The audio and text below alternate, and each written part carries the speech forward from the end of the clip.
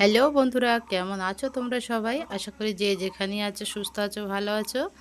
প্রচণ্ড গরমে খুবই হালকা পাতলা একটু সবজি রেসিপি নিয়ে হাজির হলাম। আজকে আমি আলু এবং সজনে ডাঁটা দিয়ে রুই মাছের পাতলা ঝোল করব। তো খুব সহজ পদ্ধতিতে রেসিপিটি দেখানোর চেষ্টা করব। আলু ডাঁটাগুলো কেটে এক সাইডে রেখে দিয়েছি। রুই মাছের পিসগুলোকে লবণ, হলুদ এবং সরিষার তেল মাখিয়ে রাখবো। আগে থেকে লবণ, হলুদ, সরিষার তেলটা মাখিয়ে রাখলে মাছের মধ্যে খুব ভালো করে লবণটা ঢুকবে। লবণ হলুদটা মাখানোর পরে একটা সাইডে রেখে দিচ্ছি। অপর পাশে একটা মশলা তৈরি করে নিচ্ছি। এখানে টমেটো, পেঁয়াজ, আদা রসুন, কাঁচা লঙ্কার 1 চামচ জিরে মিক্সিতে ভালো করে বেটে নিচ্ছি। এই মশলার মধ্যে আমি অল্প একটু লবণ, হলুদ আর ধনিয়ার গুঁড়ো মিশিয়ে নিচ্ছি। এতে করে মশলার স্বাদটা অন্যরকম হবে। কড়াই গরম করে তাতে দিয়ে দিচ্ছি সরিষার তেল আর কেটে রাখা আলুগুলো একটু সাঁতলে নেব। লবণ আর হলুদ ছাড়াই এই আলুগুলো ভেজে নেব। তো একটু নাড়াচাড়া করে সজনে ডাঁটাগুলো দিয়ে দিলাম। তো হালকা একটু সাঁতলে নিয়েছি।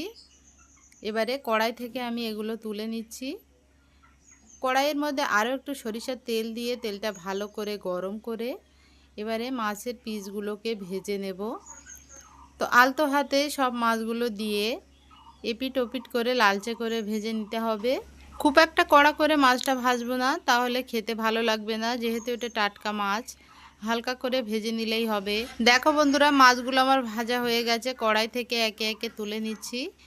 কড়াইতে আর তেল দেব না, মাছ ভাজা তেলের মধ্যে সেই তৈরি করে রাখা মশলাটা দিয়ে দিলাম। তো মশলার বাটি ধোয়া পানি একটু দিয়ে দিচ্ছি। দিয়ে খুব ভালো করে মশলাটা কষাতে হবে। যেহেতু পেঁয়াজটা বাটা আছে তাই একটু টাইম ধরে মশলাটা কষিয়ে নিচ্ছি। মশলা কষানো হয়ে গেছে, এরপর দিয়ে দিচ্ছি ভেজে রাখা আলু ও সজনে ডাঁটা। আবার একটু খুব ভালো করে মশলার সঙ্গে আলু ও ডাঁটাগুলো কষিয়ে নেব। এরপরে দিয়ে দিচ্ছি ঝোলের জন্য পানি।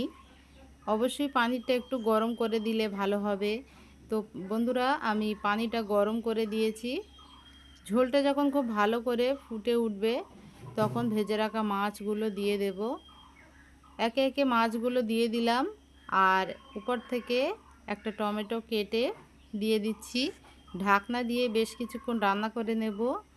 তো দেখো বন্ধুরা, আমার সজনে ডাঁটা আলু দিয়ে রুই মাছের পাতলা ঝোল একেবারে রেডি হয়ে গেছে। তোমরা কিন্তু অবশ্যই এই গরমের দিনে এইরকম করে বানিয়ে খাবে, খেতে ভীষণ ভালো হয়। অনেকেই আছে সজনে ডাঁটা খেতে ভালোবাসে না, কিন্তু এইভাবে রান্না করে দিলে তারাও কিন্তু ভীষণ পছন্দ করবে।